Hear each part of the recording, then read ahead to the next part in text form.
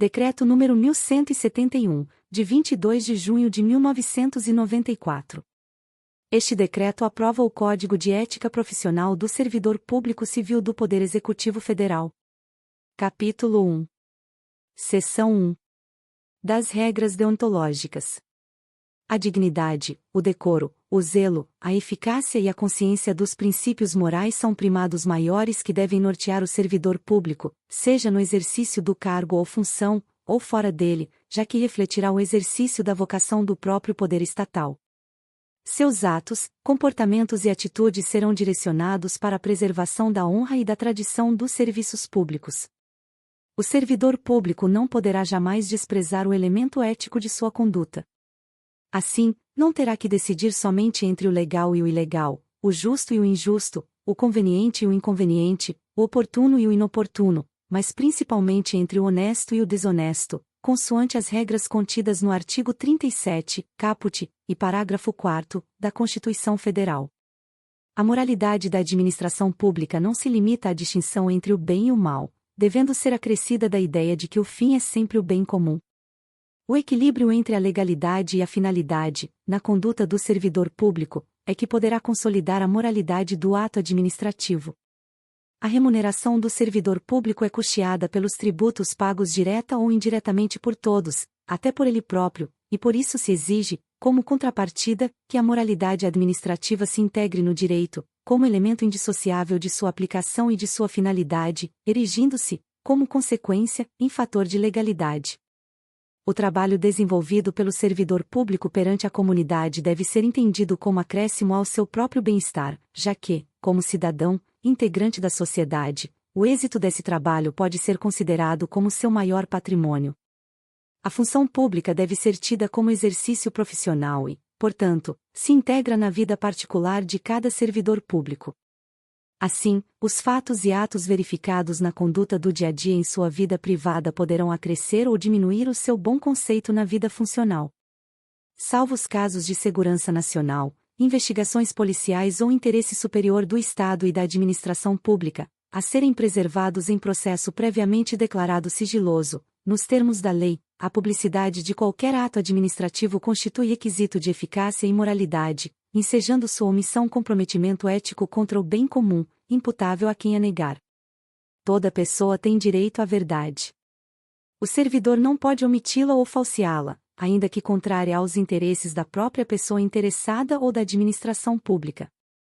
Nenhum Estado pode crescer ou estabilizar-se sobre o poder corruptivo do hábito do erro, da opressão ou da mentira, que sempre aniquilam até mesmo a dignidade humana quanto mais a de uma nação. A cortesia, a boa vontade, o cuidado e o tempo dedicados ao serviço público caracterizam o esforço pela disciplina.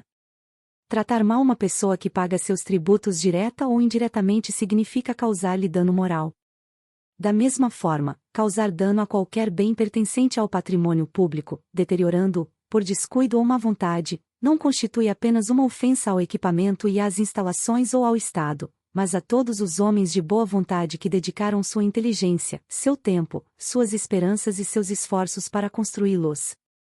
Deixar o servidor público qualquer pessoa à espera de solução que compete ao setor em que exerça suas funções, permitindo a formação de longas filas, ou qualquer outra espécie de atraso na prestação do serviço, não caracteriza apenas atitude contra a ética ou ato de desumanidade, mas principalmente grave dano moral aos usuários dos serviços públicos. O servidor deve prestar toda a sua atenção às ordens legais de seus superiores, velando atentamente por seu cumprimento, e, assim, evitando a conduta negligente. Os repetidos erros, o descaso e o acúmulo de desvios tornam-se, às vezes, difíceis de corrigir e caracterizam até mesmo imprudência no desempenho da função pública. Toda ausência injustificada do servidor de seu local de trabalho é fator de desmoralização do serviço público, o que quase sempre conduz à desordem nas relações humanas. O servidor que trabalha em harmonia com a estrutura organizacional, respeitando seus colegas e cada concidadão, colabora e de todos pode receber colaboração, pois sua atividade pública é a grande oportunidade para o crescimento e o engrandecimento da nação.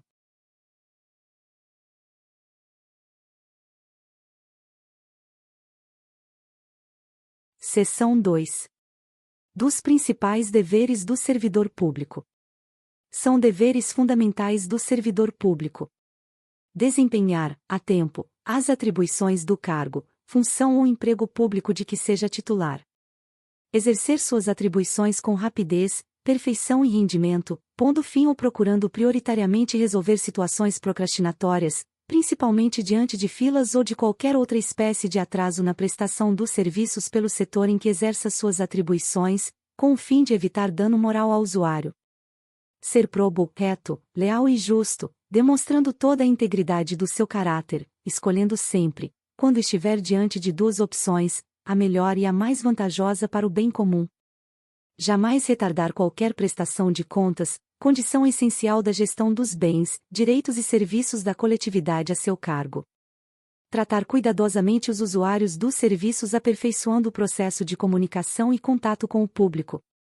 Ter consciência de que seu trabalho é regido por princípios éticos que se materializam na adequada prestação dos serviços públicos. Ser cortês, ter urbanidade, disponibilidade e atenção, respeitando a capacidade e as limitações individuais de todos os usuários do serviço público, sem qualquer espécie de preconceito ou distinção de raça, sexo, nacionalidade, cor, idade, religião, cunho político e posição social, abstendo-se, dessa forma, de causar-lhes dano moral. Ter respeito à hierarquia, porém sem nenhum temor de representar contra qualquer comprometimento indevido da estrutura em que se funda o poder estatal. Resistir a todas as pressões de superiores hierárquicos, de contratantes, interessados e outros que visem obter quaisquer favores, benesses ou vantagens indevidas em decorrência de ações imorais, ilegais ou aéticas e denunciá-las. Zelar, no exercício do direito de greve, pelas exigências específicas da defesa da vida e da segurança coletiva. Ser assíduo e frequente ao serviço, na certeza de que sua ausência provoca danos ao trabalho ordenado, refletindo negativamente em todo o sistema. Comunicar imediatamente a seus superiores todo e qualquer ato ou fato contrário ao interesse público, exigindo as providências cabíveis. Manter limpo e em perfeita ordem o local de trabalho, seguindo os métodos mais adequados à sua organização e distribuição. Participar dos movimentos e estudos que se relacionem com a melhoria do exercício de suas funções, tendo por escopo a realização do bem comum. Apresentar-se ao trabalho com vestimentas adequadas ao exercício da função. Manter-se atualizado com as instruções, as normas de serviço e a legislação pertinentes ao órgão onde exerce suas funções. Cumprir, de acordo com as normas do serviço e as instruções superiores, as tarefas de seu cargo ou função, tanto quanto possível, com critério, segurança e rapidez, mantendo tudo sempre em boa ordem. Facilitar a fiscalização de todos os atos ou serviços por quem de direito. Exercer com estrita moderação as prerrogativas funcionais que lhe sejam atribuídas, abstendo-se de fazê-lo contrariamente aos legítimos interesses dos usuários do serviço público e dos jurisdicionados administrativos.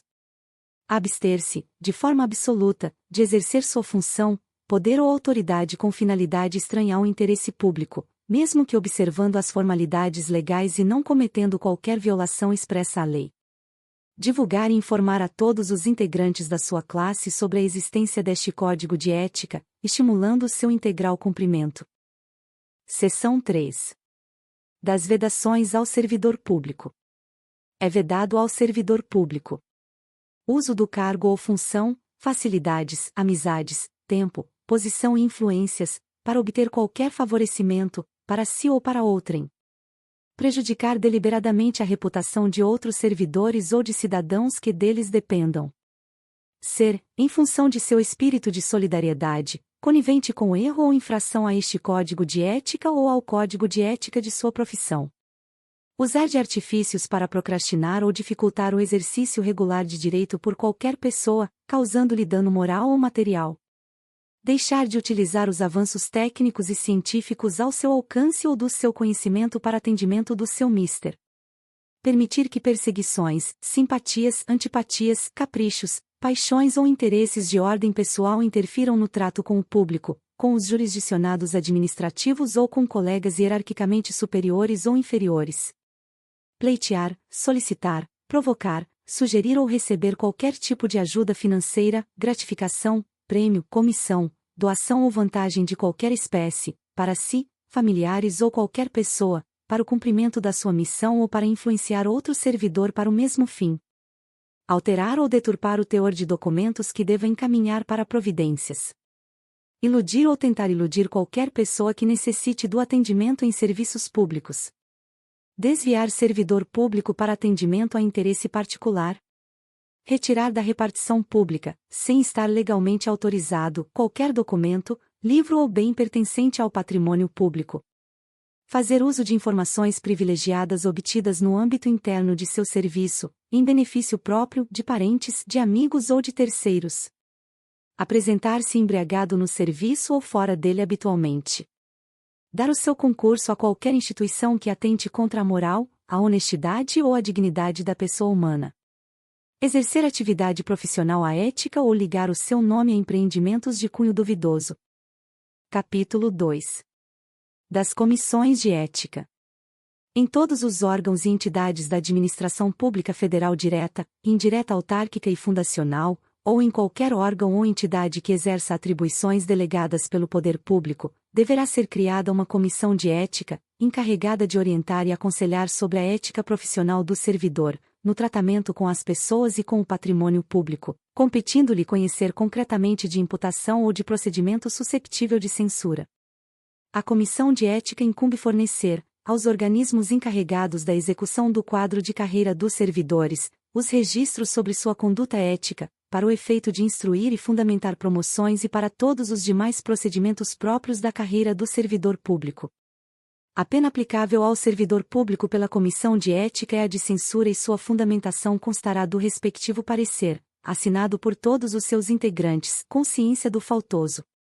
Para fins de apuração do comprometimento ético, entende-se por servidor público todo aquele que, por força de lei, contrato ou de qualquer ato jurídico, preste serviços de natureza permanente, temporária ou excepcional, ainda que sem retribuição financeira, desde que ligado direta ou indiretamente a qualquer órgão do poder estatal, como as autarquias, as fundações públicas, as entidades paraestatais, as empresas públicas e as sociedades de economia mista, ou em qualquer setor onde prevaleça o interesse do Estado. Chegamos ao fim do nosso vídeo. Esperamos que tenham gostado e não se esqueça de se inscrever no canal. Gratidão a todos e bons estudos!